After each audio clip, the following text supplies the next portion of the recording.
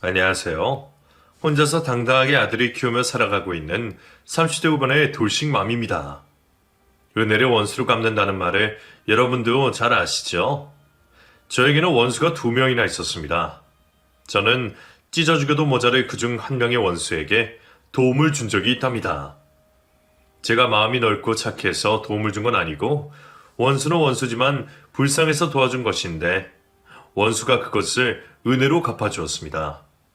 그래서 오늘은 평탄하기만 하던 제 삶에 어쩌다 원수가 둘이나 생기고 또 어쩌다 원수를 도와줘서 은혜를 받게 되었는지 이야기해 보려고 합니다. 이렇게 듣기만 해도 제 이야기 너무 재밌을 것 같지 않나요? 저도 여러분들에게 재미있는 저의 이야기를 들려드릴 생각을 하니 벌써부터 신이 납니다. 그럼 이야기를 시작해 보도록 하겠습니다. 제 인생은 자부할 수 있을 정도로 지극히 평범한 인생이었습니다. 그 이유는 평범한 가정에서 태어났기 때문이었죠. 가정 형편도 평범했고 부모님 두 분의 사이도 원만해서 가정에서 받는 스트레스가 없었습니다. 학교 다닐 때도 그랬습니다. 성적도 아무리 못해도 중간을 유지했었고 친구들과의 관계도 아주 원만했었죠. 대학도 제 수준에 맞는 곳에 진학을 했었고 회사도 그럭저럭 부끄럽지 않은 곳으로 갈 수 있었습니다. 늘 보통이고 평범한 삶을 살아서 그런지 저는 제 스스로가 이 세상의 주인공이 아닌 조연 정도라고 생각을 했었습니다.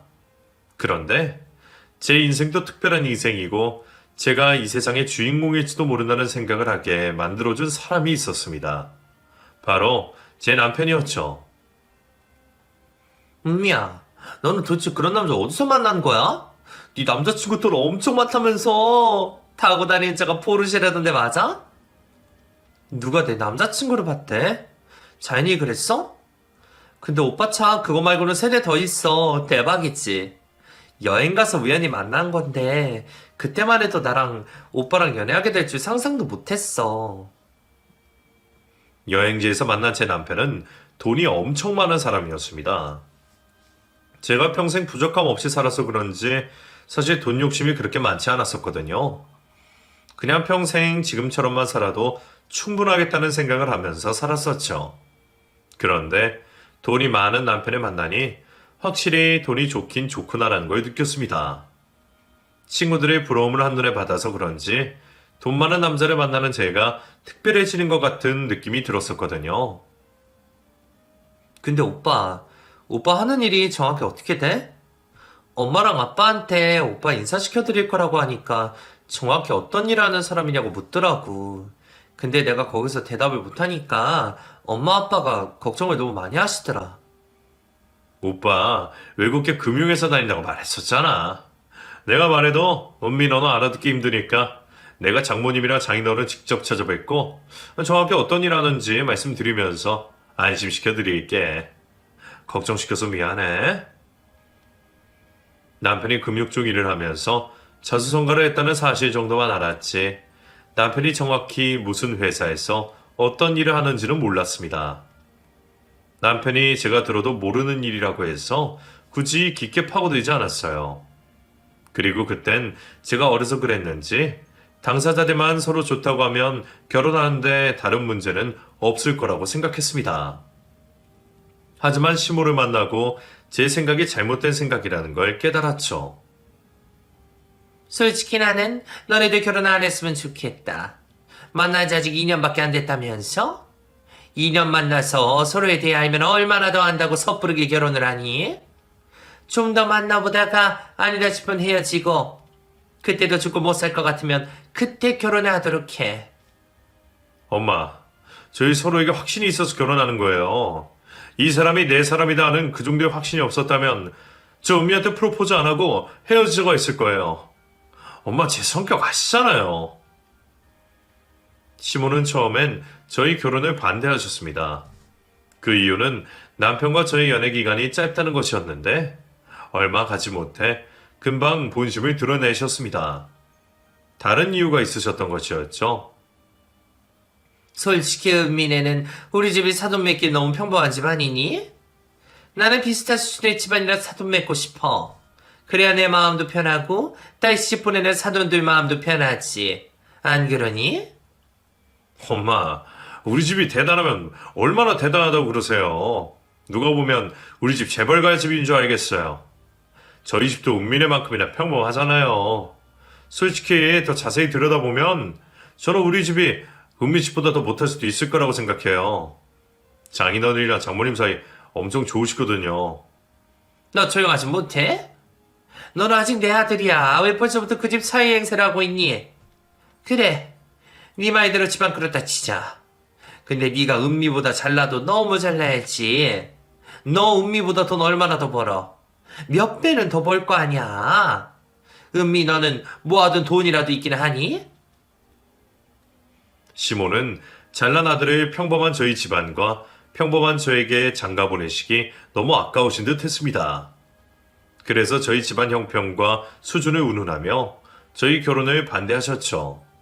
하지만 시모가 결혼을 반대한다고 해서 물러설 남편이 아니었기 때문에 저희는 결국 시모에게 결혼을 허락받아낼 수 있었습니다.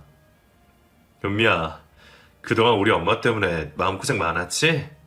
엄마한테만 결혼 허락받으면 큰 고비 넘긴 거나 다름없으니까 이제 너무 걱정하지 말고 결혼 준비하면 매진하자. 그동안 우리 엄마가 말 심하게 했던 거 내가 대신 사과할게. 받아줄 거지? 당연하지, 오빠. 나 솔직히 마음은 너무 속상했지만 어머니 마음 이해해. 나라도 오빠같이 멋진 아들 아무한테나 장가 보내기 싫었을 거야. 아무나라니. 은미 너는 나한테 절대 아무나가 아니야.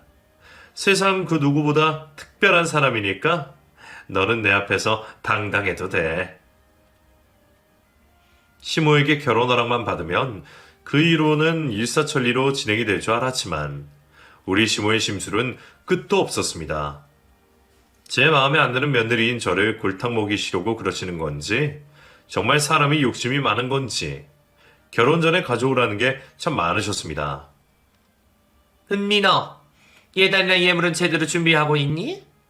돈 없다는 핑계로 간소하게 생각은 아니지? 정석대로 준비해, 정석대로. 그렇지 않아도 부모님이랑 준비 중에 있어요. 어머님, 혹시 받고 싶으신 예물 같은 거 있으세요? 최대한 어머님 원하시는 걸로 준비하도록 해볼게요. 은미 너 감당 가능하겠니? 내가 뭘 갖고 싶어 하는지 알면 너 도망갈 텐데 그래도 괜찮아? 이왕 좋은 마음으로 해드리는 거 좋은 걸로 해드리면 좋죠, 어머님. 평소에 갖고 싶으신 거 있으셨어요? 갖고 싶은 것들 목록으로 정리해서 문자로 보내줄 테니까 거기서 네가 사올 수 있는 걸로 사서 가져와라. 네 시아버지랑 네 시누이 것들도 적어 보낼 테니 그 누구 거 하나라도 빠뜨릴 생각은 하지 말고. 내 말 알아들었니? 솔직히 돈은 문제가 되지 않았습니다. 제가 모아둔 돈과 부모님이 저 결혼할 때 보태주려고 모아두셨던 돈으로 충분히 시모가 원하는 것들을 쉽게 해결할 수 있었죠. 그런데 해가면 해갈수록 시모의 요구는 점점 커져만 갔습니다. 네가 사준 그 가방 말이다. 네 큰 신호가 예쁘다면서 뺏어가는 바람에 나는 한 번도 들지 못했지 뭐니. 혹시 똑같은 걸로 하나 더 사줄 수 있겠니? 내가 남 준 것도 아니고 네 신호 준 거면 그 정도는 다시 해줄 수 있지?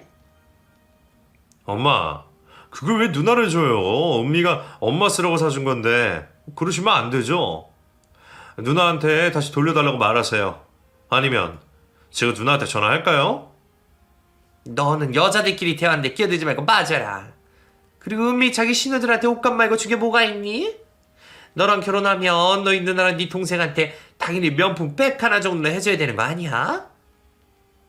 지금까지 제가 누나랑 유민이한테 사준 가방만 해도 몇 개인 줄 아세요? 그거면 됐지. 왜 은미한테까지 받으려고 하냐고요. 사람들이 염치가 있어야죠. 중간에서 남편이 알려주지 않았더라면 저는 시댁예물 사다 바친다고 모아둔 돈을 결혼 전에 다 써버렸을지도 모른다는 생각이 들었습니다. 솔직히 저도 그렇게 모자란 사람이 아닌데 이렇게까지 하면서 결혼을 하려고 하니 살짝 억울한 마음이 들었습니다. 결혼 준비 과정에서 제가 힘들어하자 엄마가 이렇게 말씀해 주셨습니다. 은미야, 너희 시어머니 때문에 힘들겠지만 조금만 참어라. 그래도 네 신랑은 끝까지 네 편 들어주지 않았니? 그게 얼마나 복인지 알아? 지 마누라 편도 못 들고 지 엄마 편 든다고 바보 같은 짓 하는 남편들이 쎄고 쎄어. 그리고 인구는 너한테 아낌없이 주잖아. 그걸 생각하면서 너 너희 시댁에 그 정도는 해줘도 된다고 생각해버려. 뭐든 좋게 생각하자꾸나. 엄마 말이 맞았습니다. 시모 때문에 억울하기는 했지만 생각해보면 남편은 늘 제 편이었고 남편은 저에게 아낌없이 주었기 때문에 제가 시모에게 갖다 바쳤던 것들을 아까워해서는 안 됐습니다. 결혼식을 올린 후에는 저에게 언제 그런 일이 있었냐는 듯 행복했습니다. 그 이유는 자신들의 가족과 다르게 별종처럼 착한 남편 덕분이었죠. 은미야, 너 회사에 일 그만둔다고 말했어? 은미 너 퇴사하면 우리 유럽 여행 다녀올까? 너 대학교 졸업하고 유럽 가고 싶었는데 바로 취업해서 못 갔다고 했잖아. 이번에 오빠랑 가자. 오빠도 아직 유럽은 못 가봤거든. 오빠가 일 그만두라고 했지만 그러기엔 어머니 눈치도 보이고 오빠 혼자만 일하게 하는 것도 마음 쓰여서 아직 회사 알바 못했어. 우리 엄마 눈치 볼 필요도 없고 나한테 미안해하지 않아도 되니까 당장 일 그만둬. 내가 내 와이프 먹여 살린다는데 누가 뭐라고 해? 저만 생각해주는 남편 덕분에 저는 결혼하자마자 회사를 그만두고 전업주부가 되었습니다. 대학 졸업 후 한 번도 쉰 적이 없던 제가 전업주부가 되어서 행복이나 보람을 느낄 수 있을까 싶었지만 매일 새벽같이 일어나 늦은 시간에 귀가하는 남편을 뒷바라지해주며 사는 전업주부의 일상도 그리 나쁘지 않았습니다. 남편과 저의 결혼 생활은 저희 친정 부모님들 사이만큼이나 평범하고 평화로웠습니다. 그런 평화롭기만 하던 저희의 결혼 생활에 선물인지 폭탄인지 알 수 없는 존재가 나타났습니다. 오빠, 나 오늘 혼자 산부인과 다녀왔는데 임신 7주 차래. 오빠 아빠 됐어. 축하해, 오빠? 결혼한 지 1년 정도 되었을 때 제가 임신을 했었습니다. 남편은 신혼생활 내내 빨리 아이를 갖고 싶다고 했었기 때문에 제 임신에 그 누구보다 기뻐해 주었죠. 제 임신으로 인해 기쁜 일만 가득할 줄 알았는데 해결하지 못할 문제도 동반되었습니다. 오빠, 내가 자궁 약해서 임신 전부터 병원 자주 다녔었다고 말했었잖아. 나는 임신 중에 웬만하면 관계는 가지고 싶지 않아.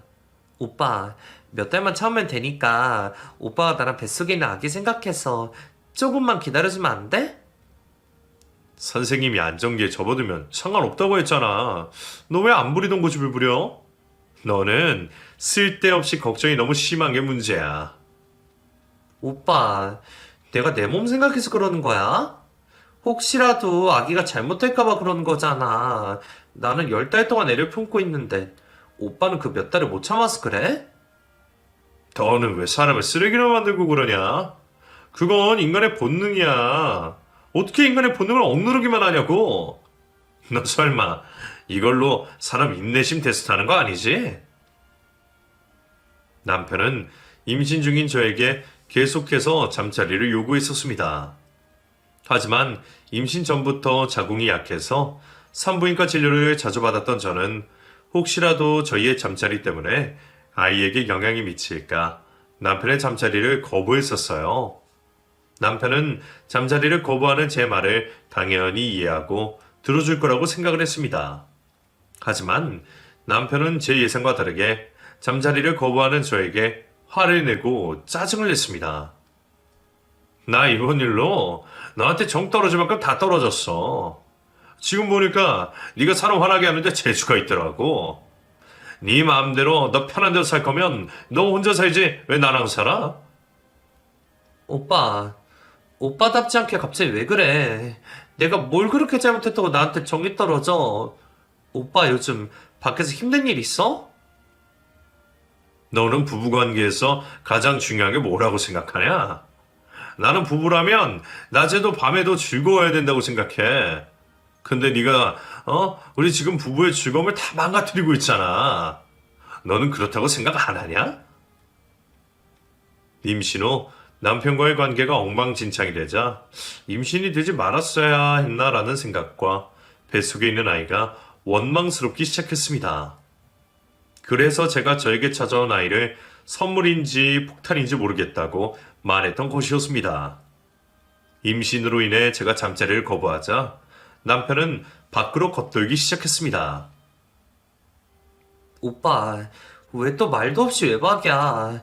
나 오빠 기다린다고 잠도 못 자고 밤새 거실에 앉아 있었어. 오빠한테 무슨 일 생긴 줄 알고 얼마나 걱정했는 줄 알아? 집 못 들어온다고 연락해주는 게 그렇게 힘들어? 너 되게 가식적이다. 내가 밖에서 딴짓 할까봐 잠 못 자고 기다린 거면서 마치 내 걱정하느라 그런 것처럼 거짓말도 잘하네. 나 방금 너한테 깜빡 속아 넘어갈 뻔했어. 오빠가 나 두고 그럴 사람 아닌 거 알아. 그러니까 그런 걱정은 안 해. 다음부터는 못 들어오면 못 들어온다고 미리 말해줘. 그럼 내가 걱정 안 하고 안 기다리고 잘 테니까. 남편은 사춘기 소년처럼 삐뚤어지기 시작했습니다. 저는 남편이 저에게 삐져서 그런 거라고 생각을 해서 아이를 낳고 나면 다 해결된 문제라고 생각했습니다. 그래서 남편이 저에게 못되게 말하고 밉게 행동하는 것도 다 이해하고 받아주려고 했었기 때문에 남편이 외박을 해도 크게 뭐라고 하지 않았습니다. 그런 저의 인내심의 한계는 딱 임신 막달까지였습니다. 임신 막달에 다다른 저는 쥐고 있던 폭탄을 터뜨렸습니다. 오빠, 해도 너무한 거 아니야? 나 당장 내일 출산할 수도 있는 상황인데 오빠는 그걸 알면서도 외박하고 술 마시고 놀고 싶어? 나 오빠 없을 때 진통이라도 오기라도 하면 어떡하려고 그러는 거야. 나 없을 때 진통 오면 나한테 전화 걸어. 가까이 있으면 바로 달려오던가 할 테니까. 아니면 장모님 불러서 같이 지내던가. 그러면 나 없어도 될 거 아니야. 오빠는 그게 할 소리야? 내 뱃속에 있는 애가 다른 사람 애도 아니고 오빠 애가 있는데 적어도 오빠 애 생각해서라도 오빠는 그러면 안 되지. 이게 다 누구 때문인데 그래? 다 너 때문이잖아. 너 나 이렇게 된 거 내 탓할 생각하지 마라. 남편은 이 모든 게 다 저 때문이라고 했습니다. 저는 도대체 제가 뭘 그렇게 잘못을 해서 남편에게 이런 취급을 받아야 되는지 이해가 되지 않았습니다. 잠자리 거부해서 그래? 내가 임신 중에만 참아달라고 했었잖아. 그게 그렇게 어려워? 도대체 이 말을 몇 번이나 하게 만드는 거야. 오빠는 왜 내 말의 뜻을 이해하지 못하냐고. 그게 다 네 탓이라는 거야. 네가 나를 집에서 떠나게 만들었어. 밤엔 너랑 있어도 재미가 없는데 어떻게 집에 붙어있냐? 너 이런 애인 줄 알았으면 엄마 말대로 너랑 연애만 하다 헤어지는 거였는데 내가 그때 미쳤었나 보다. 오빠는 곧 출산 앞둔 아내한테 그런 말 하고 싶어? 나도 똑같아. 나도 오빠가 임신 중에 잠자리 안 해주는 아내 밉다고 밖으로 나돌아다니는 남자인 줄 알았으면 결혼 안 했어. 지금 보면 오빠는 나 꼬시려고 착한 척 가면했었던 것 같아. 거기에 순진한 내가 홀딱 넘어간 거고. 막달엔 저도 남편에게 정이 떨어질 대로 다 떨어져 버렸습니다. 그래서 출산 2주일을 앞뒀을 때 저는 남편을 더 이상 믿고 살 수가 없어서 짐을 챙겨 친정으로 들어가 버렸습니다. 곽서방은 어쩌고 너 혼자 왔어? 곽서방 이따가 오기로 했어? 아니면 너만 여기서 지내는 거야? 오빠 일 때문에 야근이 너무 잦아져서 집 비우는 날이 많아가지고 나보고 여기 가 있으라고 해서 왔어. 오빠 외국계 회사라 밤낮 없이 일해야 되잖아. 그치? 안 그래도 아빠랑 그 이야기 했어. 곽서방이 일 많아지면 밤낮 없이 일할 텐데 너 어떡하나 싶었거든. 잘 왔어. 차라리 네가 여기 있으면 엄마도 안심이 되니까 잘 된 거야. 곽서방이 못 챙겨준다고 서운해하지 마. 곽서방도 돈 번다고 그러는 거니까. 알겠지? 그렇게 저는 남편도 없는 친정집에서 진통을 느끼고 병원으로 가야 했습니다. 그리고 남편도 없이 하늘의 선물 같은 아들을 낳았죠. 남편은 제가 혼자서 출산을 하고 한참 뒤에나 나타났습니다. 그것도 시댁 식구들보다 더 늦게 말이죠. 장모님, 죄송합니다. 회사 일이 너무 바빠서 자리를 비울 수 없을 정도라 이제 왔습니다. 정말 죄송합니다. 곽인구, 너 엄마가 사람들한테 쉽게 고개 숙이고 그러지 말라고 했지. 네가 미안할 게 뭐가 있어? 너도 일이 바빠서 어쩔 수 없이 그렇게 된 거잖아. 당장 고개 들어. 놀다가 왔으면서 일한 척하는 남편이 꼴도 보기 싫었지만 그보다 옆에서 그런 자신의 아들의 편을 드는 시모가 얄미웠습니다. 그리고 더 짜증이 났던 건 남편이 저희 부모님들과 시댁 식구들을 속이기 위해 일부러 양복을 차려입고 병원으로 달려왔다는 것이었습니다. 그래, 곽서방. 자네도 연락받고 얼마나 오고 싶었나? 우리한테 미안할 일은 아니고 앞으로 우리 은미랑 아기 잘 부탁하네. 일밖에 모르는 자네 보면 우리 은미 평생 굶지는 않겠다는 생각이 들면서도 일에 미쳐 사는 자네가 일 때문에 가정에 소홀해질까봐 그게 걱정이네. 이제 자네도 혼자가 아니고 책임져야 할 아이도 생겼으니 건강 생각하면서 일하게. 장모님, 감사합니다. 밤새 여기 계시느라 피곤하실 텐데 오늘은 집에 들어가셔서 좀 쉬세요. 여기는 이제 제가 지키고 있겠습니다. 사이를 철석같이 믿고 있는 엄마가 너무 안타깝고 불쌍했습니다. 병원에서 퇴원을 하고 산후조리원에 들어갈 때 남편이 같이 들어가겠다는 걸 말리고 저는 엄마와 함께 입소를 했습니다. 그리고 저는 엄마와 함께 조리원에 있는 2주 동안 남편을 향한 제 마음을 다잡았습니다. 평생 저를 위해 사셨던 친정 부모님들과 이제 막 태어난 내 아들을 위해서라도 남편을 미워하지 않고 남편 마음을 예전으로 되돌려야겠다고 말이에요. 남편이 못나게 군다고 저도 똑같이 남편을 미워하면 우리는 이혼 말고는 다른 선택을 할 수 없을 것 같다는 생각이 들었습니다. 오빠, 내가 오빠랑 떨어져서 산후조리원에 있는 동안 생각해 봤는데 우리 아들 도윤이를 위해서라도 이혼을 하면 안 될 것 같아. 그러니까 오빠도 나도 노력해서 다시 예전으로 돌아가자.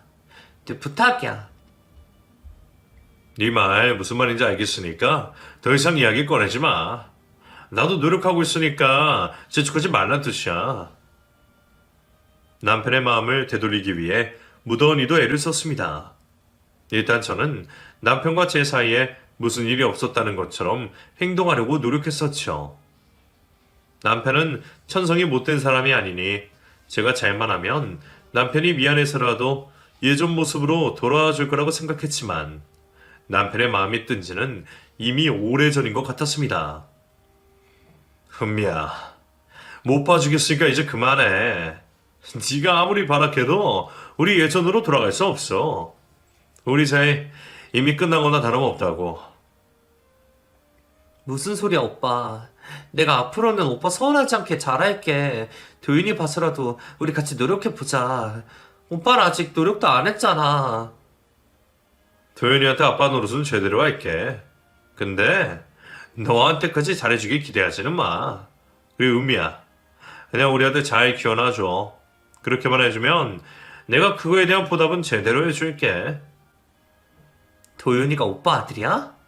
도윤이 내 아들이야. 오빠가 도윤이한테 준 게 뭐가 있다고 나한테 도윤이를 키워달래? 오빠 말 진짜 웃기게 한다. 누가 보면 진짜 오빠가 낳아낸 줄 알겠어. 참다 못한 저는 결국 친정엄마를 찾아갔습니다. 너무 힘들어서 누구에게 털어놓고 싶긴 한데 털어놓을 사람이 친정엄마 말고는 없었어요. 사실 엄마가 남편을 너무 믿고 있었기 때문에 제가 말을 해도 제 말을 믿지 않을까봐 걱정했는데 다행히 엄마는 딸인 제 편을 들어주셨습니다. 은미야, 곽서방 딴 여자 생긴 거 아니니? 도윤이도 태어나고 네가 그렇게까지 했는데도 곽서방 정신 못 차리는 거 보면 바람난 거 같아. 곽서방 잘 때 몰래 휴대폰 좀 확인해봐. 엄마의 말을 듣기 전까지 저는 남편이 바람을 피운다고 의심조차 하지 않았습니다. 그건 정말 쓰레기들이나 하는 짓이라고 생각을 했었죠. 엄마의 말을 듣고 보니 남편이 그렇게까지 저를 거부하고 거리를 두는 데는 다른 이유가 있었을지도 모르겠다는 생각이 들었습니다. 그래서 저는 용기를 내어 남편의 휴대폰을 뒤져보았습니다. 오빠, 이게 다 뭐야? 오빠 정말 나 몰래 뒤에서 바람 피우고 있었어? 그것도 나 도윤이 임신했을 때부터. 어떻게 인간이 그런 짓을 할 수가 있어? 아씨, 너 나 몰래 내 휴대폰 뒤져봤어? 너 손버릇까지 나빴네. 아무리 부부여도 서로의 사생활을 지켜줘야지. 지금 그게 중요한 게 아니잖아. 아내 임신하면 밖에서 헛짓거리하는 남편들 많다고 할 때도 나는 오빠만큼은 그러지 않을 거라고 믿었는데 오빠도 그런 쓰레기 남편들이랑 다를 게 하나도 없었네. 배신감이 치밀어 올랐습니다. 남편이 저 몰래 바람을 피우고 있다는 사실도 충격이었는데 그 시점이 제가 아들을 임신했던 시점이었다는 게 더 충격이었습니다. 이왕 이렇게 된 거 솔직하게 말하자면 도윤이만 아니었으면 진작에 나보고 이혼하자고 했을 거야. 근데 너도 알게 됐으니 이제 솔직하게 말할게. 나 지금 만난 애랑 조만간 집 합칠 생각이야. 오빠, 내가 시간 줄게. 그리고는 모른 척 해줄 테니까 그 여자랑 정리해. 나 오빠 방황하는 거 한 번 정도는 눈 감아줄 수 있어. 없던 일을 해줄 수도 있다고. 그러니까 하루라도 빨리 정리해서 돌아와. 내 마음 변하지 않을 거야. 너도 알잖아. 나 한 번 정한 마음 절대 안 바꾼다는 거. 너 도현이 임신했을 때 내가 얼마나 외로웠는지 알아? 그럴 때 내 외로움을 달래준 여자가 이 여자라고. 나 이 여자한테 정착하기로 했어. 남편이 저와 이혼을 생각하길래 저는 허겁지겁 남편에게 용서를 해줄 테니 상간녀와 정리를 하라고 했습니다. 사실 마음은 용서가 안 됐지만 그렇게 해서라도 남편을 붙잡고 싶었습니다. 그리고 이 집 내 집인 거 알지? 시간은 네가 나한테 줄 게 아니라 내가 너한테 줘야 되는 거야. 시간 넉넉하게 줄 테니까 짐 싸서 나가줘. 지금 나가면 도윤이랑 같이 나갈 수 있게 해줄게. 그게 아니라면 도윤이 나한테 뺏기게 될 거야. 지금 도윤이 가지고 나한테 협박하는 거야? 오빠 그러고도 도윤이 아빠라고 할 수 있어? 도윤이 가지고 협박하는 거 아니고 도윤이 정말 내가 키우고 싶지만 너한테 어느 정도 미안한 마음이 있어서 너한테 먼저 기회를 주려고 하는 거야. 넌 나한테 고마워해야 돼. 남편은 지금 집을 나가지 않으면 아이를 뺏어 버릴 거라고 했지만 저는 끝까지 집에서 버텼습니다. 남편이 제 아이를 뺏어가 버릴까봐 무섭기는 했지만 제가 그 집에서 나가서 갈 곳도 없을 뿐더러 남편이 저에게서 제 아들을 뺏어갈 이유가 없다고 생각했습니다. 제가 나가지 않고 집에서 버티자 남편이 강수를 뒀습니다. 바로 상간녀를 저희 집으로 데리고 오는 곳이었죠. 오빠 진짜 미쳤어? 여기가 어디라고 이 여자를 데리고 와. 나 죽는 걸 보고 싶어서 그래. 오빠가 진작에 나가라고 했었다면서요? 그러게 오빠 말을 들었으면 이런 더러운 꼴 볼 일 없었을 거 아니에요. 오빠 성격 잘 아시면서 왜 버티고 있으셨어요? 상간녀는 저희 집으로 들어오더니 소파 정중앙에 자리 잡고 다리를 꼬고 앉아 저를 가소롭다는 듯이 바라보았습니다. 저는 본능적으로 바로 제 아들을 끌어안았습니다. 그 아이 제가 잘 키워드릴 테니까 두고 나가세요. 아이 데리고 나가면 새 출발하시기도 힘드시잖아요? 제가 그쪽 새 출발할 수 있게 배려해드리는 거니까 아이는 두고 가세요. 당신 왜 내 아이를 키워? 이 아이 내 아이야. 그러나 도윤이 아빠랑 이혼할 생각 추호도 없어. 당신이나 포기하고 이 집에서 당장 나가. 오빠가 그쪽한테 말했을 텐데요. 순순히 나가면 아이 주고 순순히 나가지 않으면 아이 뺏겠다고요. 어떻게 하시겠어요? 아이 저한테 맡기시고 쫓겨나실래요? 아니면 아이 데리고 나가실래요? 온몸이 부들부들 떨리고 눈물이 주체 없이 흘러나왔습니다. 상간녀와 제가 거실에서 대화를 나누고 있을 때 남편은 제 옷을 챙겨두고 나왔습니다. 도윤이 옷이랑 네 옷 몇 개 챙겼으니까 들고 나가. 장모님 집으로 가든지 아니면 방 잡아서 지내든지 알아서 해. 돈은 필요한 만큼 보내줄 테니까. 오빠 도대체 나한테 이렇게까지 하는 이유가 뭐야? 내가 그 정도로 싫어서 그런 거야? 아니면 이 여자가 그 정도로 좋아서 그런 거야? 나 너한테 더 이상 가혹하게 굴고 싶지 않으니까 얼른 나가. 도윤이 데리고 가고 싶으면 지금 당장 나가는 게 좋을 거야. 아이를 뺏기지 않기 위해서는 저는 결국 그 집을 제 발로 나와야 했습니다. 당장 갈 곳이 없었으니 저는 아이를 데리고 결국 친정집으로 갈 수밖에 없었죠. 친정집은 제가 절대 가고 싶지 않은 곳이었지만 제가 피난갈 수 있는 유일한 곳이었습니다. 곽서방 그 인간이 어떻게 너한테 이럴 수가 있어. 어떻게 그놈이 내 딸을 내쫓아낼 수 있냔 말이야. 내가 당장 가서 그놈의 모가지 꺾어버릴 거야. 그놈 어디 있어? 부모님은 아이를 안고 친정집으로 온 저를 껴안고 한참이나 오셨습니다. 엄마보다는 더 이성적인 아빠 덕분에 저는 정신을 차리고 바로 남편에게 이혼 소송을 걸 수 있었습니다. 이혼 소송에 이기게 된 저는 남편에게 받은 위자료를 가지고 부모님 집에서 나와 아들과 단둘이 살 집을 구했습니다. 제가 아들과 둘만 살 수 있게 된 이유는 바로 남편의 재혼이었습니다. 나 지난해 혼인신고 올렸어. 이제 법적으로 우리는 완전히 남이니까 도윤이 일 말고는 나한테 개인적으로 연락하지 말아줬으면 좋겠네. 양육비는 절대 거르지 않고 보낼게. 남편이 저와 법적으로 다시 남남이 되자마자 기다렸다는 듯이 상간녀와 혼인신고라는 걸 보고 그나마 남아있던 미련들이 사라져버렸습니다. 이제는 이 인간과 깨끗이 정리하고 아들을 위해서 정신을 차리고 살아야겠다고 생각이 들어 부모님 집에서 나와 독립을 하게 된 것입니다. 그 와중에 남편에게 고마웠던 것은 돈을 잘 버는 사람이라 그런지 남편이 매달 아들 양육비 외에도 저의 생활비를 함께 보내줬다는 것이었죠. 아이 클 때까지 이 돈 받으면서 편하게 살아야겠다고 생각했는데 어느 날부턴가 상간녀에게로부터 계속 전화가 걸려왔습니다. 도대체 왜 자꾸 전화를 거시는 거예요? 도윤이 아빠가 저한테 보내는 양육비 때문에 그러세요? 저는 그쪽이랑 할 이야기 없으니 저에게 할 이야기가 있거든 도윤이 아빠한테 하세요. 저는 걸려오는 상간녀 전화를 받지 않고 문자로 대답했습니다. 저는 상간녀가 계속 저에게 전화를 걸길래 남편이 저에게 보내주는 양육비와 생활비가 아까워서 뭐라고 하려고 전화를 거는 거라고 생각했습니다. 그런데 어느 날 상간녀가 늦은 새벽부터 저에게 전화를 걸었습니다. 술에 취해서 이런 짓까지 하나 싶어 참다 못한 제가 전화를 받아들었습니다. 저기요. 아무리 그래도 이 시간에 전화를 거는 건 좀 아니지 않나요? 요 며칠 동안 왜 이렇게 사람을 못 괴롭혀서 안달이에요. 제발 연락 좀 그만하세요. 도현이 엄마, 저 좀 도와주세요. 전화 끊지 마시고 제 이야기 좀 들어주세요. 그쪽 술 먹었어요? 이 새벽에 무슨 헛소리예요? 저한테 도와달라뇨. 제가 그쪽을 뭘 도와줘요? 살려주세요.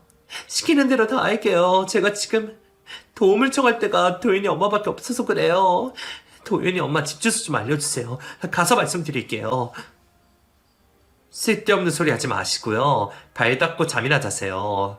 앞으로 저한테 전화 걸어도 안 받을 테니까 그렇게 하시고요. 늦은 새벽에 전화를 걸어 도와달라는 상간녀가 미친 건가 싶어 전화를 끊고 자려는데 뭔가 찝찝한 감정이 들어 쉽게 잠에 들 수가 없었습니다. 정말 제 도움이 필요해서 전화를 건 건가 싶어 상간녀에게 문자로 저희 집 주소를 남겼습니다. 설마 진짜로 우리 집에 찾아오려는 건가 싶어 불안해서 잠도 못 들고 있었는데 정확히 1시간 뒤 저희 집 초인종이 울렸습니다. 도윤이 엄마 저예요. 저 이진아예요. 얼른 문 좀 열어주세요. 부탁드릴게요. 문 좀 열어달라는 상간녀의 간절한 목소리에 현관문을 열었더니 상간녀가 피투성이가 된 채로 서 있었습니다. 너무 놀란 저는 상간녀의 얼굴을 보자마자 소리를 질렀습니다. 세상에 이게 다 무슨 꼴이에요. 다쳤으면 병원을 가야지 여기로 왔어요. 얼른 병원부터 가세요.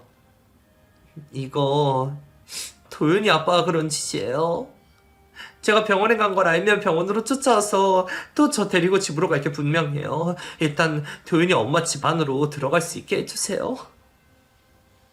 피투성이가 된 상간녀는 저를 밀고 저희 집으로 들어왔습니다. 상간녀는 집 안까지 들어오지 않고 현관문 앞에 서더니 저에게 휴대폰을 건넸습니다. 도윤이 아빠 조직생활하는 사람인 거 알고 있으셨어요? 도윤이 아빠 외국계 금융업 하는 사업이 아니라 사채업하고 있는 사람인 거 도윤이 엄마는 모르고 계셨죠? 상간녀가 건넨 휴대폰에는 사진 한 장이 띄어져 있었는데 그 사진 속에는 검은색 양복을 입은 남자 무리들이 있었습니다. 사진 속의 남자들은 누가 봐도 어두운 조직의 사람들처럼 보였죠. 도윤이 아빠 손버릇이 나쁜 사람이에요. 도윤이 엄마가 일하지만 않았더라면 도윤이 엄마도 저처럼 맞고 살았을 거예요. 도윤이 아빠가 도윤이 엄마 몰래 저 만날 때도 그랬거든요. 도윤이 엄마 때려서라도 입 맞고 싶은데 임신을 해서 그럴 수가 없다고 말이에요. 아니, 이 시간에 갑자기 저를 찾아와서 이걸 저한테 믿으라고 하는 소리예요? 상간녀는 더 많은 사진들을 보여주었습니다. 그동안 상간녀가 남편에게 맞아 엉망이 된 얼굴과 몸을 찍은 사진, 그리고 남편이 조직생활하는 사진들이었죠. 저는 부모도 형제도 없는 고아예요. 도망을 가고 싶은데 갈 데는 없고 생각나는 곳이 여기뿐이라 여기로 왔어요. 도윤이 아빠가 그쪽한테 모시게 대해도 도윤이는 끔찍하게 생각하거든요. 도윤이가 있는 곳이라면 안전할 것 같아서 왔으니까 쫓아내지만 말아주세요. 제 손을 잡고 쫓아내지는 말아달라고 애원하는 상간녀를 차마 매정하게 쫓아낼 수는 없었습니다. 마음 같아서는 잘 됐다고 고소하다고 말하고 싶었지만 제 눈앞에 피투성이가 된 상간녀를 보니 그런 마음보다는 걱정이 앞섰습니다. 제가 상간녀를 집 안으로 들이자 상간녀가 그간 있었던 이야기를 늘어놓았습니다. 도윤이 아빠는 제가 도윤이 동생을 갖길 바랐어요. 저 때문에 도윤이 뺏겼으니 저보고 도윤이 동생을 낳아달라 그랬거든요. 근데 이유도 없이 임신이 안 되더라고요. 그걸 알게 된 도윤이 아빠가 바람도 버릇이라고 제 버릇 난 못 주고 또 바람을 피우길래 그거 가지고 뭐라고 했더니 그때부터 저에게 소리내기 시작했어요. 도윤이 아빠 아무리 그래도 사람을 때릴 사람이 아닌데 제 두 눈으로 보고도 믿기지가 않네요. 제 생각엔 도윤이 엄마는 가족이 있어서 쉽게 손에도 대지 못한 것 같아요.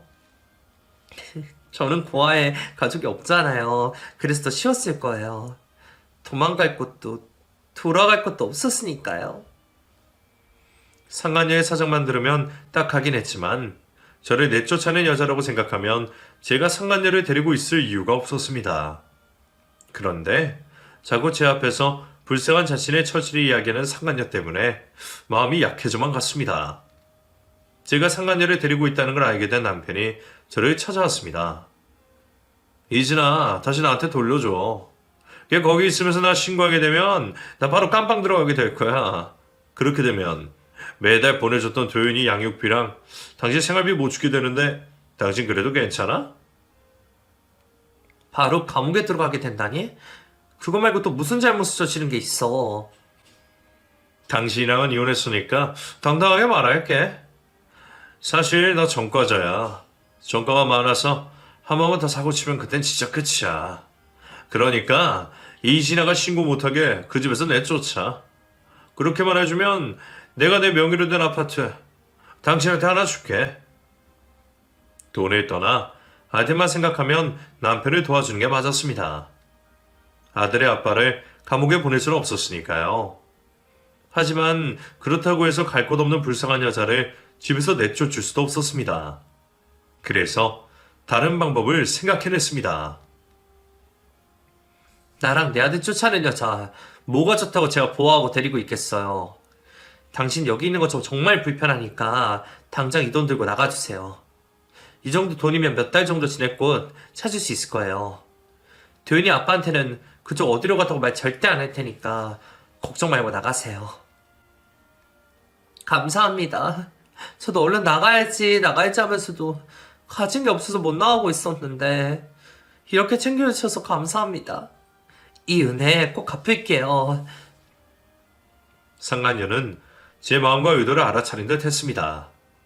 상간녀를 데리고 있기도 쫓아낼 수도 없었던 저는 상간녀에게 몇백을 쥐어주고 집에서 내보냈습니다.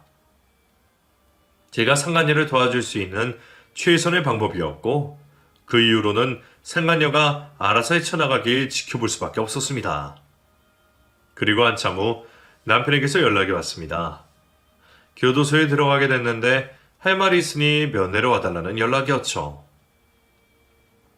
꿀 좋다. 그렇게 성질 죽이고 착하게 좀 살지 이게 다 뭐야. 깡패인 거랑 전과 있는 거 다 속이고 나한테 장가 왔으면 계속 그 가면 쓰면서 평생 좋은 남편, 좋은 아빠로 살지 이게 다 뭐냐고. 우리 도윤이한테는 나중에 뭐라고 설명할 거야. 미안해. 도윤이 생각해서라도 정신 차리고 살았어야 했는데 내가 당신 볼 면목이 없다. 그래서 말인데 당신한테 내 명의로 된 집 하나를 주려고 해. 지금 사는 집 월세라고 했지. 거기 나와서 도윤이랑 아파트 들어가서 살아. 우리 아들 아빠 없다고 무시 안 당하게 살려면 좋은 집에서 살아야지. 출처도 모르는 돈으로 남편이 산 집을 받는 게 마음이 찝찝하기는 했지만 아들을 생각하면 그 집도 양육비도 계속해서 받는 게 맞았습니다. 그래서 저는 남편이 준 아파트로 들어가 아들과 함께 새 출발을 시작했었죠. 남편이 교도소에 들어간 지 1년 정도 됐을 때 상간녀가 만나고 싶다고 연락을 주었습니다. 그땐 정말 감사했습니다. 어떻게 은혜를 보답할까 싶어서 준비했어요. 제 성이니까 거절하지 말고 받아주세요. 설마 이거 돈 뭉치예요? 그쪽이 돈이 어디 있다고 저한테 이런 걸 줘요. 가족도 없고 갈 것도 없다면서요. 이걸로 새 출발이나 하세요. 저는 도윤이 아빠한테 받은 돈 있어서 그쪽한테까지 이런 돈 안 받아도 돼요. 이거 도윤이 아빠랑 이혼하고 받은 위자료예요. 도윤이 엄마 덕분에 정신 차릴 수 있게 됐습니다. 이 돈으로 도윤이랑 잘 먹고 잘 사시길 진심으로 바랄게요. 두 모자에게 씻지 못할 상처를 줘서 정말 죄송합니다. 늦었지만 제 사과를 받아주세요. 거의 2년 만에 나타난 상간녀는 남편에게 받은 위자료라며 저에게 돈 뭉치를 건넨 뒤 사라졌습니다. 그 돈도 받는 게 영 찝찝하긴 했지만 제가 상간녀에게 받은 상처를 생각하면 그 정도 돈은 받아도 된다고 생각하고 받아두긴 했습니다. 내년이면 남편이 출소를 합니다. 시모는 남편이 나오면 저보고 살림을 다시 합치라고 했지만 저는 죽었다 깨어나도 남편과 합칠 생각이 없습니다. 누구 좋으라고 살림을 합치나요? 저는 그냥 제 인생에 원수가 더 이상 없는 걸로도 만족하며 살고 싶습니다. 앞으로도 제 인생에 원수 같은 건 생기지 않았으면 좋겠습니다. 운이 좋다면 그렇게 살 수 있겠죠? 누군가를 미워하는 감정만큼 괴로운 감정은 또 없는 것 같습니다. 여러분들은 주어진 소중한 시간 남을 미워하는 데 쓰지 마시고 사랑하는 사람들에게 사랑을 주는 시간으로 쓰시길 바랍니다. 여러분들에게 좋은 일들만 가득하길 바랄게요. 감사합니다.